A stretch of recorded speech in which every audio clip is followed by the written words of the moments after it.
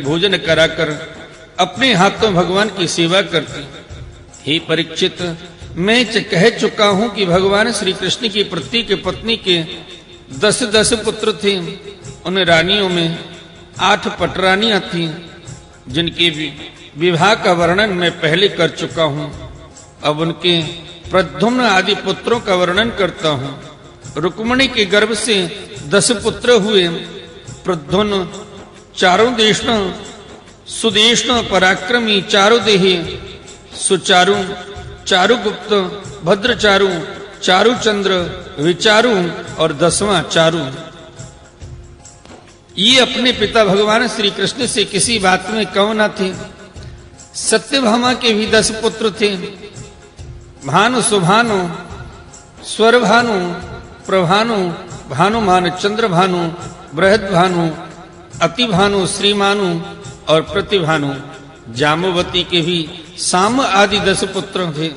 साम, सौमित्र, पुरजित, सत्यजित, सहस्त्रजित, विजय, चित्रकेतु, वसुमान, द्रविण और क्रतु, ये सब श्री कृष्ण को बहुत प्यारे थे। नागनिजिति, सत्या के भी 10 पुत्र हुए। वीर, चंद्र, अश्वसेन, चित्रगुण, वेगवान, वृष, आम, शंकु, वसु और परम तेजस्वी कुंती। कालिंद जी के 10 पुत्र थे। श्रुत, कवि, वृष, वीर, सुबाहु, भद्र, शांति, दर्श, पूर्णमास और सबसे छोटा सौमक। भद्रदेश की राजकुमारी लक्ष्मणा के गर्भ से प्रघोष गात्रवान, सिंह, बल प्रबल, ऊर्ध्वर्ग, महाशक्ति, सह ओज और अपराजित का जन्म हुआ। मित्रवृंदा के पुत्र थे ब्रक, हर्ष, अनिल, गृद्ध, वर्धन, अन्नाद, महाश, पावन, वही और क्षुधि। भद्रा के पुत्र थे संग्रामजित, बृहत्सेन, सूर, प्रहरण, अर्जित, जय, सुभद्र, वाम, आयु और सत्यक। इन पटरानियों के अतिरिक्त भगवान की रोहिणी आदि 16,100 और भी पत्नियां थीं। रुक्मिणी नंदन प्रद्युम्न का मायावती रति के अतिरिक्त भोजकट नगर निवासी रुक्मी की पुत्री रुक्मवती से भी विवाह हुआ था। उसी के गर्भ से परम बलशाली अनिरुद्ध जी का जन्म हुआ। हे परीक्षित, श्री कृष्ण के पुत्रों की माताएं भी 16,000 से अधिक थीं, इसलिए उनके पुत्र पौत्रों की संख्या करोड़ों तक पहुंच गई। राजा परीक्षित ने पूछा, परम ज्ञानी मुनीश्वर, भगवान श्री कृष्ण ने रणभूमि में रुक्मी का बड़ा तिरस्कार किया था, इसलिए वह सदा इस बात की घात में रहता कि अवसर मिलते ही श्री कृष्ण से उसका बदला लूं और उनका काम तमाम कर डालूं। ऐसी स्थिति में उसने अपनी कन्या रुक्मवती अपने शत्रु के पुत्र प्रद्युम्न जी को कैसे ब्याह दी? कृपा करके बताइए, 2 शत्रुओं में श्री कृष्ण और रुक्मी फिर से परस्पर वैवाहिक संबंध कैसे हुआ?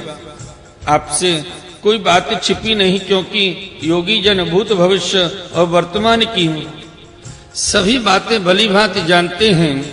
उनसे ऐसी बातें भी छिपी नहीं रहती जो इंद्रियों से परे हैं, बहुत दूर हैं अथवा बीच में किसी वस्तु की आड़ होने के कारण नहीं दिखती। श्री सुखदेव जी कहते हैं, परीक्षित, प्रद्युम्न जी मूर्तिमान कामदेव थे। उनके सौंदर्य और गुणों पर रीझ कर रुक्मवती ने स्वयंवर में उन्हीं को वरमाला पहना दी। प्रद्युम्न जी ने युद्ध में अकेले ही वहां इकट्ठे हुए नरपतियों को जीत लिया और रुक्मवती को हर लाए। यद्यपि भगवान श्री कृष्ण से अपमानित होने के कारण रुक्मी के हृदय की क्रोधाग्नि शांत नहीं हुई थी, वह अब भी उनसे बैर गांठ बांधे हुए था। फिर भी अपनी बहन रुक्मिणी को प्रसन्न करने के लिए उसने अपने भांजे प्रद्युम्न को अपनी बेटी ब्याह दी। हे परीक्षित, 10 पुत्रों के अतिरिक्त रुक्मिणी जी की एक परम सुंदरी बड़े बड़े नेत्रों वाली कन्या थी, उसका नाम था चारुमती। कृतवर्मा के पुत्र बलि ने उसके साथ विवाह किया। हे परीक्षित, रुक्मी का भगवान कृष्ण के साथ पुराना बैर था, फिर भी अपनी बहन रुक्मिणी को प्रसन्न करने के लिए उसने अपनी पौत्री रोचना का विवाह रुक्मिणी के पुत्र अपने नाती दोहित्र अनिरुद्ध के साथ कर दिया। यद्यपि रुक्मी को इस बात का पता था कि इस प्रकार का विवाह संबंध धर्म के अनुकूल नहीं है, फिर भी स्नेह बंधन में बंधकर उसने ऐसा कर दिया। हे परीक्षित, अनिरुद्ध के विवाहोत्सव में सम्मिलित होने के लिए भगवान श्री कृष्ण, बलराम जी, रुक्मणी जी, प्रद्युम्न, सांब आदि द्वारकावासी भोजकट नगर में पधारे। जब विवाह उत्सव निर्विघ्न समाप्त हो गया, तब कलिंग, नरेश आदि घमंडी नरपतियों ने रुक्मी से कहा कि तुम बलराम जी को पासों के खेल में जीत लो। राजन, बलराम जी को पासे डालने तो आते नहीं, परंतु उन्हें खेलने का बहुत बड़ा व्यसन है। उन लोगों के बहकाने से रुक्मी ने बलराम जी को बुलाया और वह उनके साथ चौसर खेलने लगा। बलराम जी ने पहले 100, फिर 1000 और उसके बाद 10,000 मोहरों का दाव लगाया। उन्हें रुक्मी ने जीत लिया। रुक्मी की जीत होने पर कलिंग, नरेश दांत दिखा दिखा कर ठहाका मारकर बलराम जी की हंसी उड़ाने लगा। बलराम जी से वह हंसी सहन न हुई, वे कुछ चिढ़ गए।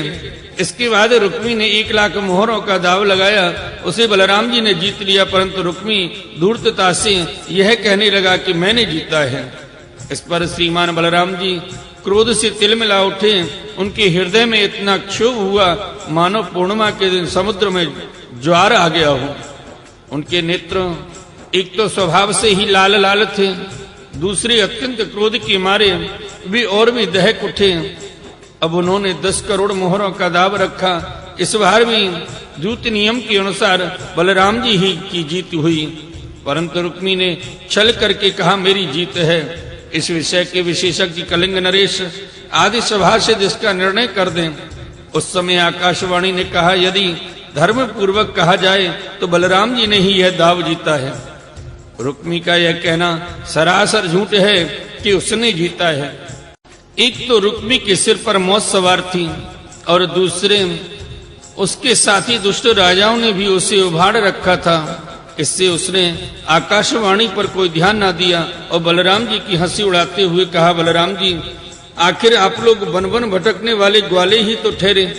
आप पासा खेलना क्या जाने। पासों और बाणों से तो केवल राजा लोग ही खेला करते हैं, आप जैसे नहीं। रुक्मी के इस प्रकार आक्षेप और राजाओं के उपहास करने पर बलराम जी को क्रोध से आग बबूला हो उठे। उन्होंने एक मुकदर उठाया और उस मांगलिक सभा में ही रुक्मी को मार डाला। पहले कलिंग, नरेश दांत दिखा दिखा कर हंसता था, अब रंग में भंग देखकर वहां से भागा, परंतु बलराम जी ने 10 ही कदम पर उसे पकड़ लिया और क्रोध से उसके दांत तोड़ डाले। बलराम जी ने अपने मुकदर की चोट से दूसरे राजाओं की भी बाहां, जांग और सिर आदि तोड़ फोड़ डाले। वे खून से लथपथ और भयभीत होकर वहां से भागते बने। परीक्षित, भगवान श्री कृष्ण ने यह सोचकर कि बलराम जी का समर्थन करने से रुक्मणी जी अप्रसन्न होंगी और रुक्मी के वध को बुरा बतलाने से बलराम जी रुष्ट होंगे, अपने साले रुक्मी की मृत्यु पर भला बुरा कुछ भी न कहा। इसके बाद अनिरुद्ध जी का विवाह और शत्रु का वध दोनों प्रयोजन सिद्ध हो जाने पर भगवान के आश्रित बलराम जी आदि यदुवंशी नवविवाहिता दुल्हन रोचना के साथ अनिरुद्ध जी को श्रेष्ठ रथ पर चढ़ाकर भोजकट नगर से द्वारकापुरी को चल दिए। बोले श्रीमद्भागवत महापुराण की जय। आइए भक्त वृंदो, श्रीमद्भागवत महापुराण के 10वें स्कंद उत्तरार्ध में 62वां अध्याय उषा और अनिरुद्ध जी के मिलन का प्रसंग श्रवण करते हैं। महाराज परीक्षित ने पूछा, महायोग संपन्न मुनीश्वर, मैंने सुना है कि यदुवंश शिरोमणि अनिरुद्ध जी ने बाणासुर की पुत्री उषा से विवाह किया था और इस प्रसंग में भगवान श्री कृष्ण और शंकर जी का बहुत बड़ा घमासान युद्ध हुआ था। आप कृपा करके यह वृत्तांत विस्तार से सुनाइए। श्री सुखदेव जी ने कहा, परीक्षित, महात्मा बलि की कथा तो तुम लोग सुन चुके हो। उन्होंने वामन रूपधारी भगवान को सारी पृथ्वी का दान कर दिया था। उनके 100 लड़के थे, उनमें सबसे बड़ा था बाणासुर। दैत्यराज बलि का औरस पुत्र बाणासुर भगवान शिव जी का परम भक्त था, सदा उनकी भक्ति में रहता। समाज में उसका बड़ा आदर था। उसकी उदारता और बुद्धिमत्ता प्रशंसनीय थी। उसकी प्रतिज्ञा अटल होती थी और सचमुच वह बात का धनी था। उन दिनों वह परम रमणीय शोणितपुर में राज्य करता था। भगवान शंकर की कृपा से इंद्रादि देवता नौकर चाकर की तरह उसकी सेवा करते थे। उसकी 1000 भुजाएं थीं। एक दिन जब भगवान शंकर तांडव नृत्य कर रहे थे, तब उसने अपने 1000 हाथों से अनेकों प्रकार की बाजे बजाकर उन्हें प्रसन्न कर लिया। सचमुच भगवान शंकर बड़े ही भक्तवत्सल और शरणागत रक्षक हैं। समस्त भूतों के एकमात्र स्वामी प्रभु ने बाणासुर से कहा, तुम्हारी जो इच्छा हो मुझसे मांग लो। बाणासुर ने कहा, भगवान आप मेरे नगर की रक्षा करते हुए यहीं रहा करें। एक दिन बल पौरुष के घमंड में चूर बाणासुर ने अपने समीप ही स्थित भगवान शंकर के चरण कमलों को सूर्य के समान चमकीले मुकुट से छूकर प्रणाम किया और कहा, देवादिदेव आप समस्त चराचर जगत के गुरु और ईश्वर हैं। मैं आपको नमस्कार करता हूँ। जिन लोगों के मनोरथ